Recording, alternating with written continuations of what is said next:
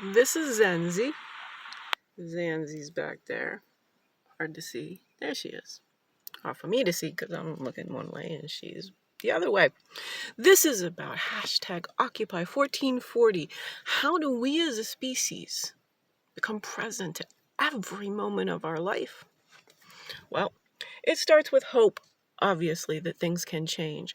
This book was written by a man in conjunction with, of course, Jane Goodall, who is our Santa Cruz neighbor, and I would like him to be my book agent for my Global Icon series. A Carnegie Mellon degreed philosopher who has, in no uncertain terms,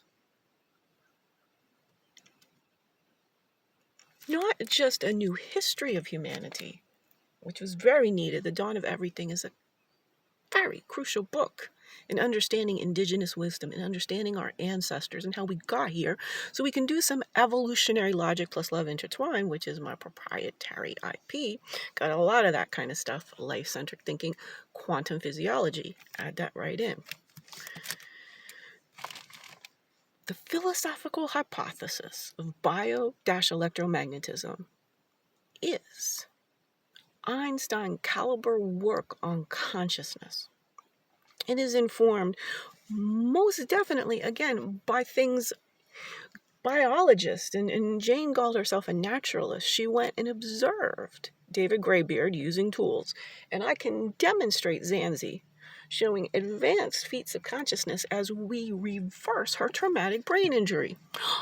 You're a philosopher, you can't know about that. Well, I do. Norman Doidge. How the brain's way of healing.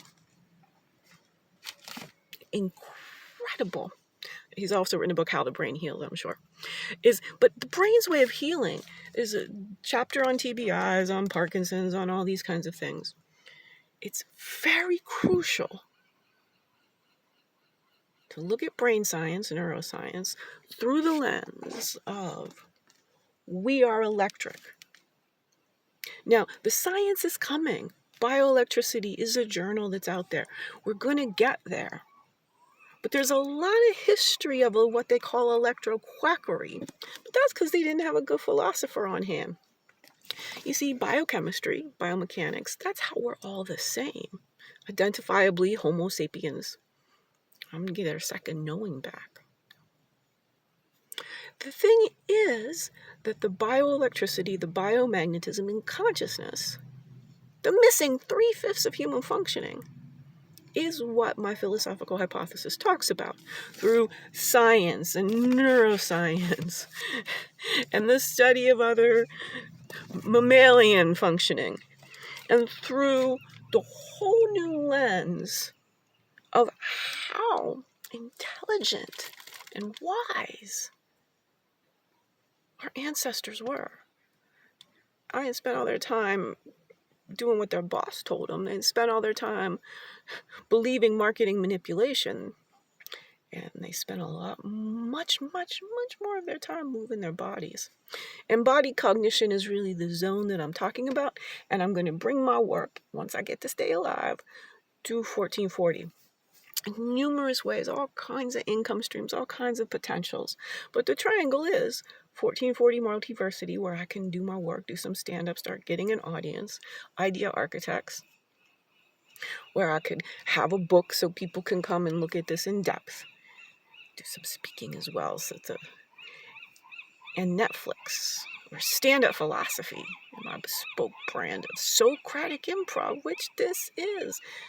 Just getting comfortable with how random speech is and how devolved the interactions are between humans in this, how harmful most speech is between American adults. Everybody taking everyone's freedom away. You should be doing this, you should be doing that. Try to negotiate with an app.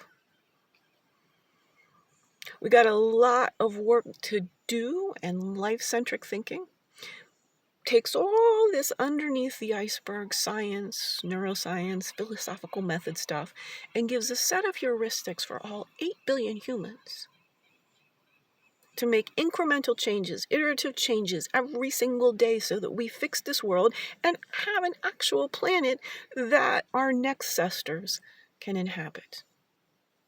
it's been Zenzi, life-centric thinking. Start doing some workshops and lunch and learns. Turn it into dine and expand your mind. I'll be bringing up all these books. Harmony, it's been Zenzi.